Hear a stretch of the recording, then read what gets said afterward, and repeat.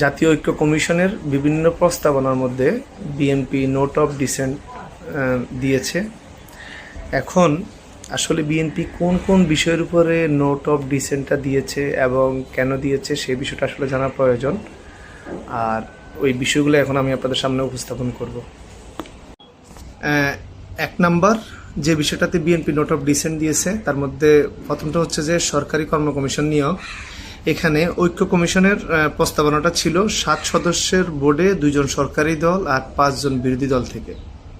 এখন একটু খেয়াল করুন, একটা রাজনৈতিক দল ভোটের মাধ্যমে নির্বাচিত হয়ে ক্ষমতায় যাবে, কিন্তু সেখানের মধ্যে সংসদে মানে সরকার দল থেকে বিরোধী দলের প্রভাবটা বেশি থাকবে।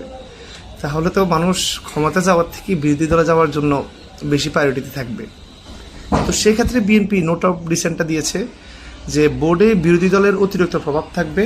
সরকার ও বিরোধী দলের প্রতিনিধির মধ্যে যদি ভারসাম্য থাকে তাহলে সরকার দলও প্রভাব বিস্তার করতে পারবে না, আবার বিরোধী দলও প্রভাব বিস্তার করতে পারবে না। এই ক্ষেত্রে ঐক্য কমিশনের প্রস্তাবনার বিপরীতে বিএনপি যেটা বলেছে, যদি 6 সদস্যর কমিটি হয় সেখানের মধ্যে 3 জন থাকবে সরকার দল থেকে এবং 3 জন থাকবে হচ্ছে বিরোধী দল থেকে, অথবা 2 জন থাকবে সরকারি দল থেকে এবং 2 জন থাকবে বিরোধী দল থেকে।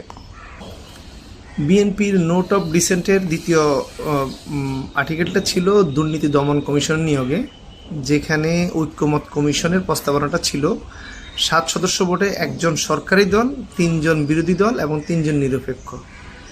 এখন আপনি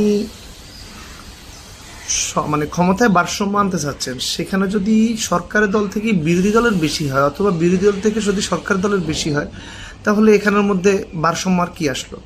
সেক্ষেত্রে বিএনপি এখানে নোট অফ ডিসেন্ট দিয়েছে যে ক্ষমতায় যদি ভারসাম্য আনতে হয় তাহলে যদি 5 জন থাকে, 5 জনের মধ্যে 2 জন হবে সরকার দলের, 2 জন হবে বিরোধী দলের। এটা হচ্ছে যে দুর্নীতি দমন কমিশনের নিয়োগের ব্যাপারে বিএনপির নোট অফ ডিসেন্ট। ন্যায়পাল নিয়োগের ক্ষেত্রেও একই প্রস্তাবনা দিয়েছে ঐক্যমত কমিশন, তার বিপরীতে বিএনপিও সেম প্রস্তাবনা দিয়েছে যে বিরোধী দল থেকে 2 জন এবং সরকার দল থেকে 2 জন, অথবা বিরোধী দল থেকে 3 জন সরকার দল থেকে 3 জন। তাহলেই সংসদে একটা ব্যালেন্স থাকবে, ভারসাম্য নষ্ট হবে না। উচ্চ কক্ষের আসন বন্টনে বিএনপি এখানে আপনার ঐক্যমত কমিশনের প্রস্তাবের বিপরীতে বিএনপি একটা নোট অফ ডিসেন্ট দিয়েছে।